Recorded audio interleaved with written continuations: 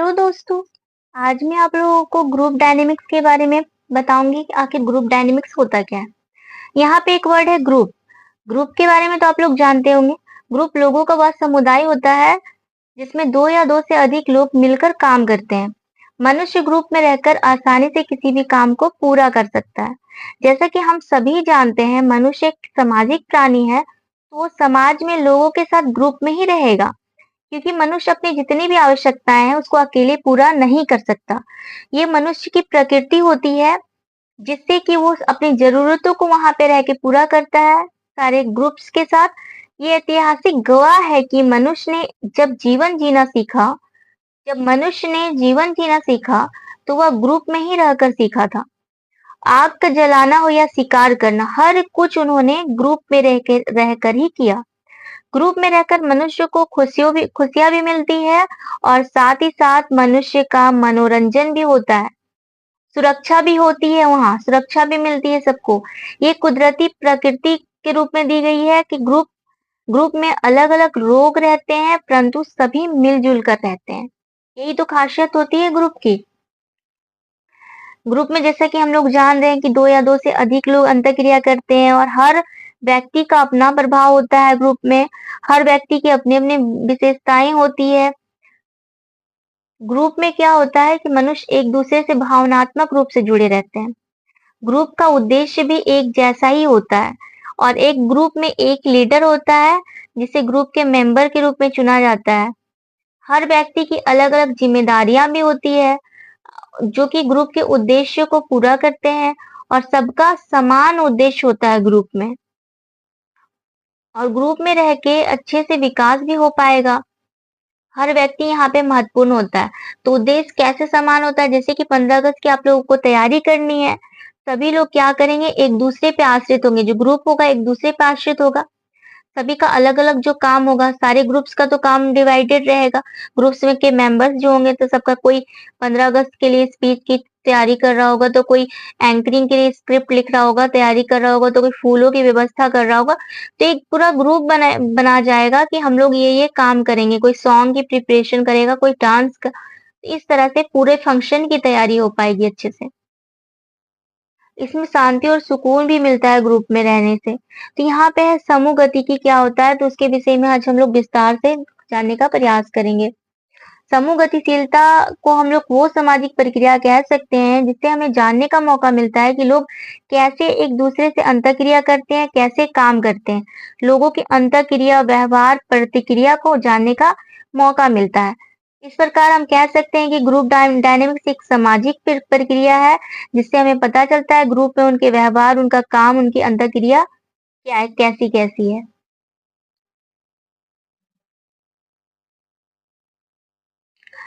मनुष्य को, जैसा कि यहाँ पे भी लिखा हुआ है, मनुष्य स्वभाव से सामाजिक प्राणी होता है। वह समाज के विभिन्न समूहों में रहकर परस्पर संवाद करता है, सहयोग और कार्य करता है। बातचीत करता है, संवाद करता है, सहयोग करता है एक दूसरे के साथ और कार्य भी करता है। विद्यालय एवं कक्षा में विद्यार्थी समूह का एक हिस्सा होते हैं, जहाँ उनका व्यवहार समूह के प्रभाव से बदलता है। समूह गतिकी का अर्थ। समूह समूह में होने वाले पारस्परिक क्रियाओं, शक्ति और प्रक्रियाओं का अध्ययन करता है। समूह में किस प्रकार की क्रियाएं चल रही है, कौन-कौन से शक्ति के रूप में काम कर रहा है, क्या-क्या प्रक्रियाएं हो रही है, उस सभी चीज का ये अध्ययन करता है। समूह गतिकी का अर्थ।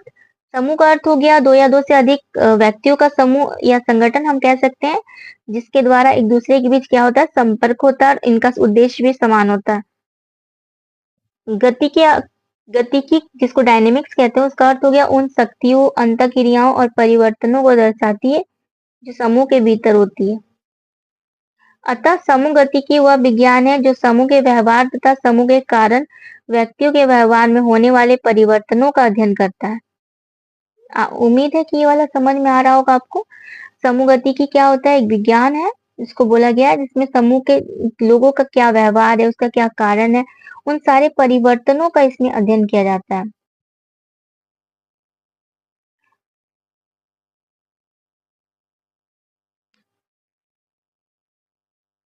ग्रुप डायनेमिक्स ग्रुप के मेंबर्स को मोटिवेट करने का काम भी करता है।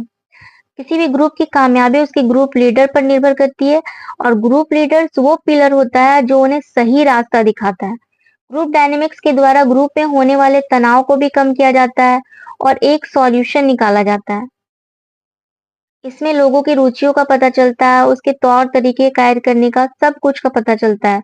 उसके व्यक्तित्व का, शक्ति का, व्यवहार का, हर चीज़ का पता चलता है। कोऑपरेशन की भावना विकसित होती है, कोलैबोरेशन बढ़ता है। तो बहुत कुछ है। अभी इसकी परिभाषाएँ हम लोग देखते हैं। कर्ट लेविन ने इसके बारे में क्या कहा था? समूह गतिकी समूह के भीतर कार्य करने वाली उन शक्तियों का अध्ययन है जो व्यक्तियों के व्यवहार में परिवर्तन लाती है। समूह गतिविधि हमें बताता है कि कौन-सी ऐसी शक्तियाँ काम कर रही है जो कि किसी भी इंसान के व्यक्ति के व्यवहार में परिवर्तन ला रही है।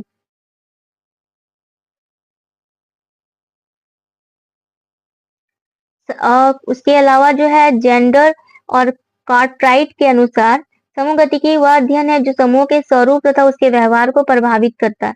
समूह गतिकी द्वारा क्या होता है कि समूह के लोगों का क्या व्यवहार है, क्या नहीं और उसकी शक्तियों का विश्लेषण होता है तो इसके बारे बारे में जानकारी मिलती है। अब इसकी विशेषताएँ, सबसे पहला है पारस्परिक क्रिया या फिर परस्पर क्रिया जिसको इंटरेक्शन कहते हैं। अभी मैंने बताया था ये समूह के लोग एक-दूसरे के साथ संवाद करते हैं। परस्पर निर्भरता, ये एक सदस्य की सफलता सभी के सहयोग पर डिपेंड करती है। अभी मैंने कहा कि कोई भी फंक्शन है उसका ऑर्गेनाइज अगर कोई एक इंसान करेगा तो वो फंक्शन अच्छे से नहीं हो पाएगा। अगर ग्रुप में करेगा, सभी का काम डिवाइडेड होगा, तो वो प्रोग्राम बहुत अच्छे से सक्सेस पाएगा। समान उद्देश्य होता है, समूह के लोगों के समान रूप से उद्देश्य कार्य करते हैं। प्रभाव, समूह अपने-अपने सोचने, बोलने और व्यवहार को प्रभावित करता है। नियम और मानदंड, हर समूह अपने नियम और आदर्श बनाता है। सारे समूह का अपना नियम होता है और उसका आदर्श होता है। फिर एकता, समूह के बच्चों में जुड़ाव और अपनापन होता है। सारे बच्चे क्या होते हैं, एक-दूसरे से जुड़े रहते हैं तभी तो वो अच्छे से काम कर पाएँगे। परिवर्तनशीलता, समूह समय और परिस्थितियों के अनुसार बदलते रहते हैं। अब कोई इंसान नहीं कर पा रहा है तो कोऑपरेशन की भावना में दूसरा लोग उस कार्य को ले लेंगे कि हम कर लेते हैं, आप ये वाला कार्य कर लीजिए। ऐसे करके परिस्थितियों के अनुसार या समय के अनुसार उस चीज़ को हम लोग चेंज भी कर सकते हैं। समूह गतिकी की जो प्रक्रिया होती है उसके बारे में जानेंगे और एक चीज़ और समूह गतिकी का बहुत ही ज़्यादा महत्व है, इसे भी हम लोग देखेंगे। समूह गतिकी के कुछ तत्व भी होते हैं, जिसको शक्ति कहते हैं, व्यवहार, व्यक्तित्व, संबंध, संप्रेषण, मूल्य, उद्देश्य और ग्रुप रोल ये सारे उसके तत्व में आ जाते हैं। इसके क्या स्टेप्स होते हैं या फिर प्रोसेस है तो सबसे पहला होता है फॉर्मिंग फॉर्मिंग गठन सदस्य इकट्ठे होकर लक्ष्य के तय करते हैं। इसमें क्या होता है कि ग्रुप का निर्माण किया जाता है, सारे सदस्य इकट्ठा होंगे और लक्ष्य को निर्धारित करेंगे। फिर हो गया स्टॉर्मिंग जिसको हम लोग वाद विवाद कह रहे हैं यहाँ पे। सदस्य अपने विचार रखते हैं, सभी मत के विचार अलग-अलग होते हैं। स्टॉर्मिंग में क्या होता है कि 4 से 5 लोग जब आ जाते हैं तो सबके विचार अलग-अलग होते हैं, सबके थॉट्स, सबके ऑब्जेक्टिव अलग होते हैं। नॉर्मिंग उसके बाद आता है नॉर्मिंग नियम निर्धारण करना। भूमिकाएँ, जिम्मेदारियाँ और नियम तय किए जाते हैं इसके बाद। काम करने का क्या तरीका होगा, क्या रूल्स, क्या रेगुलेशंस होंगे, सारे कुछ तय होते हैं। फिर होगा उसके बाद परफॉर्मिंग जिसे हम लोग कार्य निष्पादन भी कहते हैं। समूह सक्रिय रूप से अपने कार्यों को प्राप्त करता है। जैसे कि परफॉर्म करेगा अपने-अपने रोल के अनुसार परफॉर्म किया जाएगा कि ठीक है आप आपको सॉन्ग में या डांस में इंटरेस्ट है तो आप लोग वो काम कर लीजिए और कोई बच्चे बोलेंगे कि हमें डेकोरेशन में इंटरेस्ट है तो वो लोग डेकोरेशन का काम कर लेंगे। इस तरह से हर का अपना-अपना रोल्स होता है। फिर है एडजॉर्न एडजॉर्निंग का अर्थ होता है समापन। कार्य पूरा होने पर समूह बिखर जाता है। सबका अपना-अपना मतलब लास्ट में मीटिंग खत्म हो जाती है।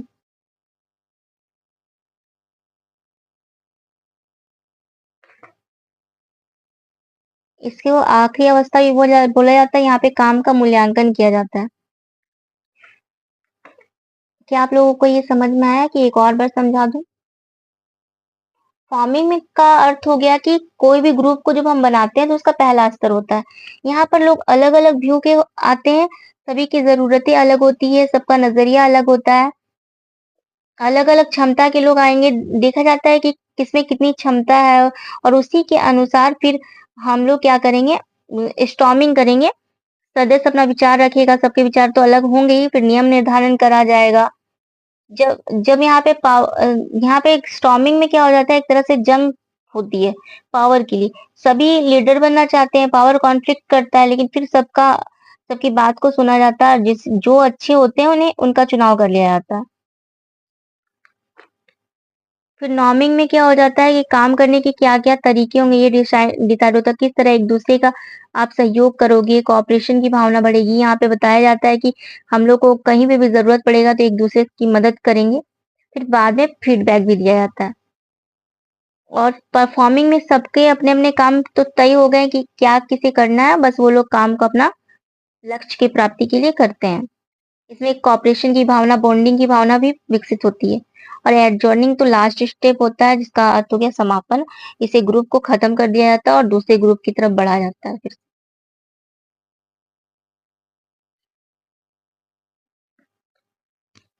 अब इसके महत्व को जानेंगे। सहयोग की भावना का विकास होना।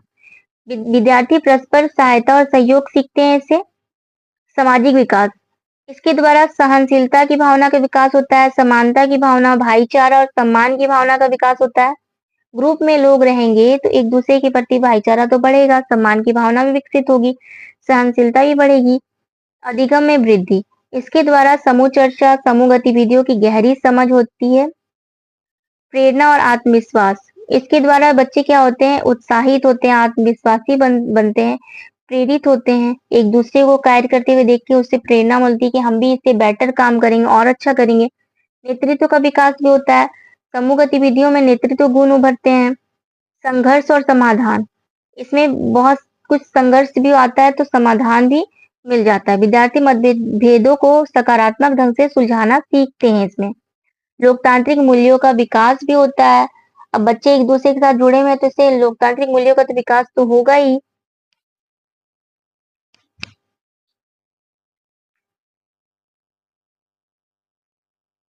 इसमें प्रतियोगिता की भावना भी विकसित होती है, चैलेंजेस की भावना भी विकसित होती है।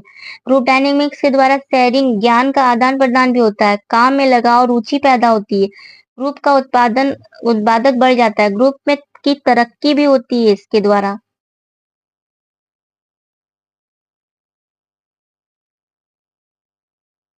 इसका अब निष्कर्ष को देखेंगे। समूह गतिकी समूह में व्यक्तियों के बीच होने वाले शक्तियों और प्रक्रियाओं का अध्ययन करता है। शिक्षा में यह विद्यार्थियों के को सहयोग, नेतृत्व, उत्तरदायित्व और लोकतांत्रिक मूल्यों की ओर प्रेरित करता है। समूह गतिविधि क्या करता है कि शक्ति और प्रक्रियाओं का अध्ययन करता है किसी व्यक्ति के बीच। और लेकिन जब जब ये ग्रुप में होता है या विद्यार्थियों में ग्रुप डायनेमिक्स विद्यालय या शिक्षा में क्या करते हैं, सहयोग की भावना का विकास, नेतृत्व क्षमता के विकास करते हैं, उत्तरदायित्व को बढ़ाता है, फिर लोकतांत्रिक मूल्यों का विकास करता है और प्रेरित करता है। शिक्षक को चाहिए कि वह समूह चर्चा, प्रोजेक्ट वर्क, सहकारी अधिगम और भूमिका अभिनय जैसी गतिविधियों का प्रयोग करे ताकि अधिगम अधिक प्रभावी, सहभागी और जीवन उपयोगी हो। यहाँ पे शिक्षक को क्या करना चाहिए कि हम लोग को समूह चर्चा करवाना चाहिए, डिस्कशन करवाना चाहिए। डिस्कशन जब बच्चे करते हैं तो इससे भी बहुत सहयोग की भावना, फिर उन्हें उनके बोलने में बहुत फ्लुएंसी आती है। फिर प्रोजेक्ट वर्क अगर हम देते हैं तो इसमें भी सहयोग की भावना, कोऑपरेशन की भावना, वो सारा चीज़ विकसित होगा। फिर जब प्रोजेक्ट वर्क करते हैं साथ में तो सामाजिक गुणों का भी विकास होता है। इनके द्वारा नैतिक क्षमता का भी विकास होता है। फिर एक दूसरे के साथ रह के अधिगम करते हैं। अब अभिनय जो है भूमिका अभिनय या फिर रोल प्ले मेथड्स का प्रयोग अगर हम लोग करवा देते हैं क्लासरूम में, तो बच्चे अनुभव करते हैं जीवंत रूप से, मतलब कि रियल में अनुभव करके सीखते हैं। और जो करवा के किया जाता है उससे बच्चे क्या होगा, एकदम पूरी तरह से सीख पाते हैं। अच्छे से वो भी, क्योंकि हम लोगों ने पढ़ा है टीएलएम का उपयोग या फिर टीचिंग मेथड्स का उपयोग क्यों किया जाता है, पढ़ाई को रुचिकर प्रभावी बनाने के लिए, ताकि बच्चे अच्छे से पढ़ाई कर पाए। उम्मीद करती हूँ आपको आज का वीडियो पसंद आया होगा। लाइक करें, शेयर करें और सब्सक्राइब करें चैनल को। और कोई डाउट हो किसी भी टॉपिक के बारे में तो आप कमेंट कर सकते हैं।